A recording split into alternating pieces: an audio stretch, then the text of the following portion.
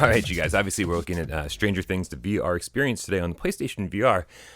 Typical for these types of experiences, these types of games, movie tie-ins, TV tie-ins, the share button is disabled, which means I had to use my capture card to get footage, and then I had to watch the footage, as I'm doing right now, and then do a little voiceover, talk over it.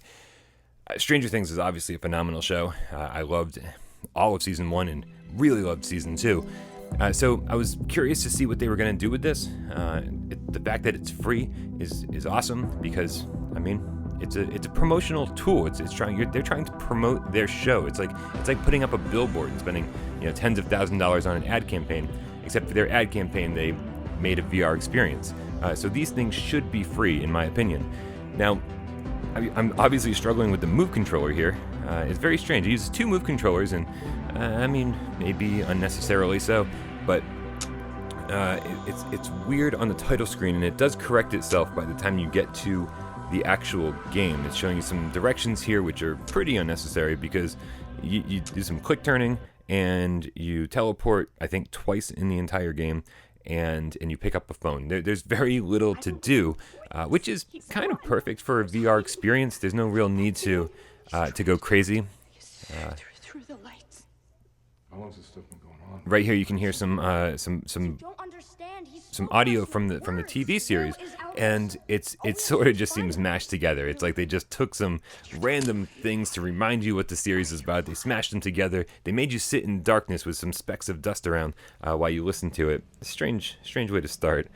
But here, I don't know if it's totally clear from the social screen that I captured the video from, but this is, obviously you can tell it's super dark. It's really dark, but in VR, it suffers a little bit more than even the social screen. When the screen lights up like that from the lightning, it's cool. You can be like, oh, hey, this is a pretty neat place. Obviously the iconic living room from the TV show with all the Christmas lights hung up. Now, but the problem is it's super dark. It is.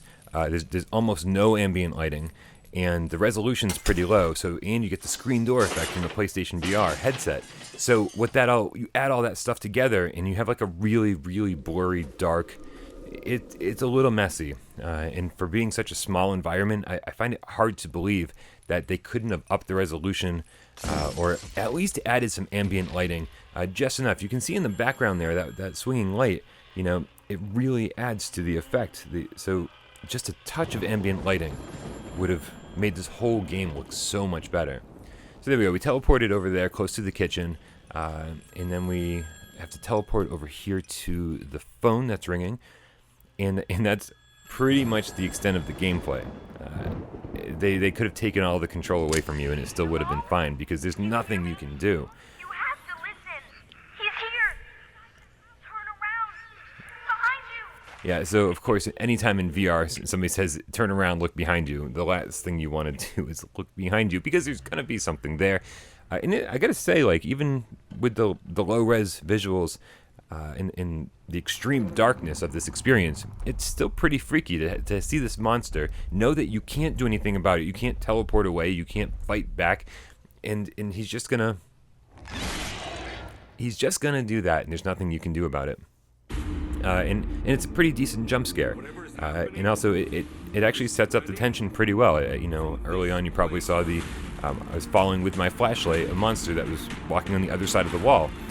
It all feels pretty good. Like, this is an experience done right. It was free, as it should be, because it's a promotional tool.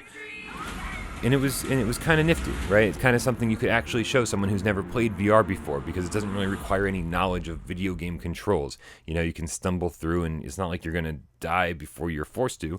So it's not bad, and I wouldn't pay anything for this. So they did this right, I think. It could have looked a little bit better, and there could have been more to do. It could have been longer. It could have been a lot of things, but I feel like we're going to see a lot of these types of VR experiences as time goes on, and hopefully they'll be at least this good. And that's pretty much it. This is, like I said, free today on the Australian store, and with any luck, it'll also come to the US store tomorrow, and hopefully, it better be free. Alright, you guys, that pretty much takes care of Stranger Things, the VR experience on PlayStation VR. I'm off to go play some more VR. As always, I'm Brian Paul, and I love you all.